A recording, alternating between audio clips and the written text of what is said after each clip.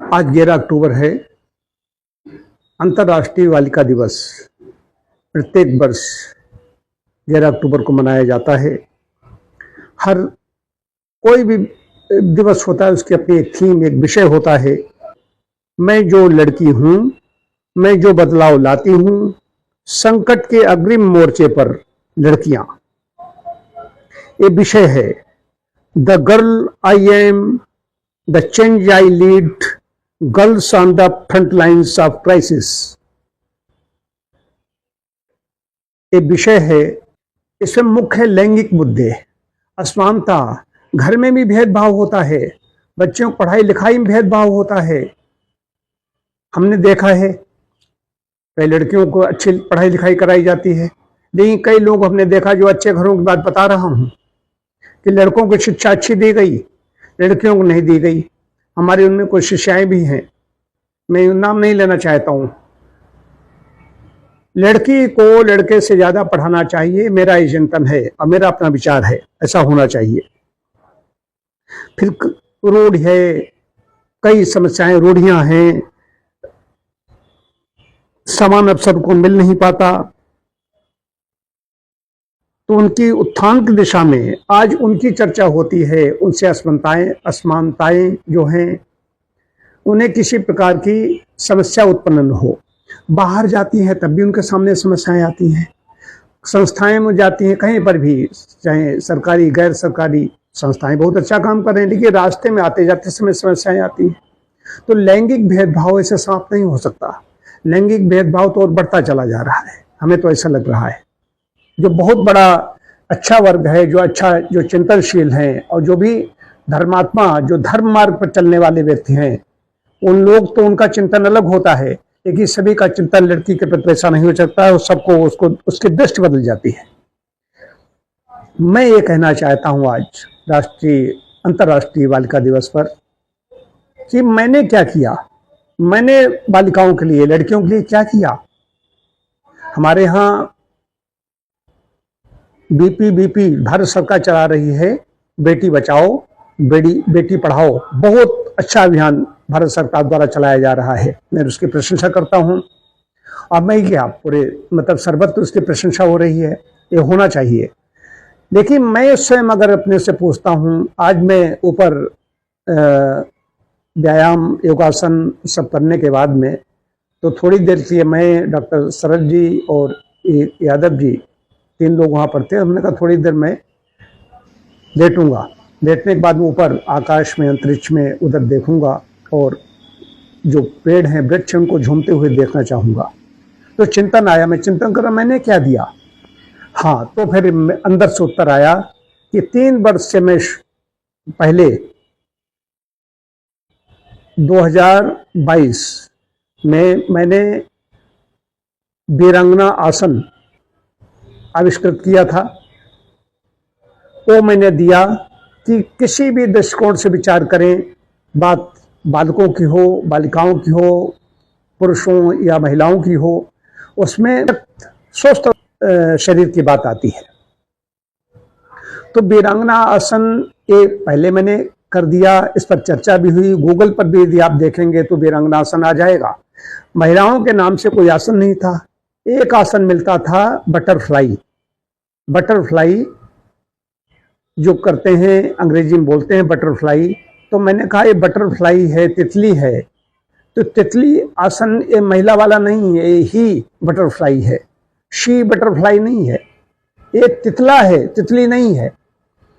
वीरांगना आसन मैंने दिया, वीरांगना जैसा ध्वनित होता है। वीरांगना आसन में 3 वर्षों से मैं स्वयं, हमारे डॉक्टर मित्र यहाँ की जो बड़े अच्छे रेप्यूटेड डॉक्टर हैं, ऐसे लोग, और कई यहाँ के बड़े प्रबुद्ध वर्ग, व्यवसायी बड़े बड़े, सब वीरांगनासन करते हैं। सरकारी सेवा के कुछ लोग ऐसे हो करते हैं, लड़कियां भी कर रही हैं, महिलाएं भी कर रही हैं। कई ऐसे रिटायर्ड डॉक्टर हैं, उनको भी कराया, उनकी कमर की प्रॉब्लम के लिए मैंने कराया, उनकी प्रॉब्लम के लिए कराया। लेकिन ये वीरांगना आसन जो आज मैं अब सब बता रहा हूँ, कि पूरे अंतर्राष्ट्रीय स्तर कहीं पर भी जाए, वीरांगना आसन कोई भी कर सकता है। ये मुख्य चीज है कि मैंने क्या दिया, मैंने दिया ये वीरांगना आसन है उनके नाम से, और वास्तव में खड़े होते ही हैं, तो खड़े होते ही उसमें हम बीच बीच में हम वीरांगना आसन कर सकते हैं। बैठे बैठे कर सकते हैं, खड़े और बैठे दोनों तरीके से मैंने उसको बनाया है, बताया है। एक चीज मैंने दी है, उसके लाभ भी हैं कि शरीर की पहली हमारे यहाँ दीपाली है, दीपाली मेरी सहायक है और ये एमए कर चुकी है ज्योग्राफी में और एमए योग में इसका कंप्लीट होने वाला है।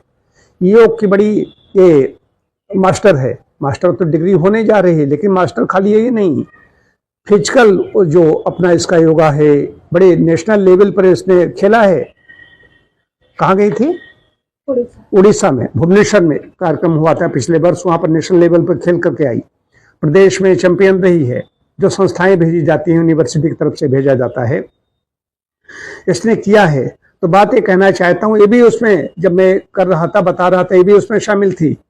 और ये नित्य 2 घंटे प्रैक्टिस करती है।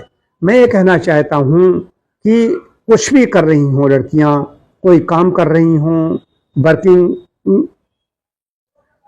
गर्ल्स हों या सरकारी सेवा में हैं, गैर सरकारी सेवा में हैं, सामाजिक मतलब की संस्थाएं हैं उनमें काम कर रही हैं, या घर में काम कर रही हैं, घरेलू कार्य कर रही हैं, पढ़ रही हैं, उनको आसनों की, योग की ओर मुड़ना होगा। योग में वीरांगनासन उनके नाम से बनाया गया है, इसका भी ध्यान रखना होगा। इसको आप सर्च कर सकते हैं, गूगल पर सर्च करेंगे तो आपको वीरांगनासन मिल जाएगा। मैं इतने दिनों से मैंने बोला इस पर, इसकी उपयोगिता पहले भी बताई, बराबर करता रहा हूं। करते करते करते जब 3 वर्ष हो गए, इस बार अंतर्राष्ट्रीय योग दिवस के आसपास ही इसको मैंने बनाया था, उसके अगले दिन या दूसरे तीसरे दिन ही इसका 22 जून 2022 को ही इसका आविष्कार हो गया था। तो 3 वर्ष एक प्रकार से हो चुके हैं। अब मैं ये कह रहा हूं कि हर तरीके से ये उनके लिए उपयोगी है, पुरुषों के लिए भी उपयोगी है। वीरांगना आसन से खाली ये बालिकाओं का ही नहीं, बालकों का भी काम चलेगा उससे, कि वीरांगना आसन सबके लिए समान रूप से आवश्यक है। लेकिन नाम वीरांगना आसन है, वीरासन थे तमाम, भद्रासन थे, लेकिन ये वीरांगना आसन मुझे अंदर से ऐसी प्रेरणा हुई थी। परमपिता परमात्मा तपस के ध्यान करता हूँ, साधना करता हूँ, जप करता हूँ, दोनों से मेज करता हूँ, तो अंदर से हुई अंतः प्रेरणा ऐसी हुई कि वीरांगनासन एकदम जैसे मालूम होता है किसी ने स्ट्रीम पे लाके वीरांगनासन कर दिया। और बड़ा अच्छा है, यहाँ की योग के भी, चाहे हरवंश सिंह हो जो काम कर रहे हैं, हालांकि मैं तो सबसे पुराना हूँ, सबसे पहले से काम कर रहा हूँ वो, लेकिन इन सब ने उसकी प्रशंसा की। इसके साथ में एक बात और बता दूं कि मैंने शहीद आजम भगत सिंह के पैतृक निवास से यात्रा प्रारंभ की थी, तब मैंने चोटीपुरा गुरुकुल में व्याख्यान दिया। उसके बाद में जब मैंने चौका चेतना यात्रा की, उत्तर प्रदेश के समस्त मंडलों में मैं गया, उसमें चोटीपुरा गुरुकुल, बस्ती का पीजी गर्ल्स कॉलेज, चंदौसी का पीजी गर्ल्स कॉलेज, हरदोई का बेड़ी माधव इंटर कॉलेज, इसके अलावा कई जगह, कुरुक्षेत्र, जामिया मिलिया इस्लामिया यूनिवर्सिटी, इनमें सब में जो व्याख्यान दिए उसमें लड़कियां भी शामिल थीं, लेकिन ये तो बिल्कुल गर्ल्स कॉलेज ही थे। तो मैं समझता हूं मैंने उनके लिए कुछ न कुछ किया, अपने को सौभाग्यशाली मानता हूं।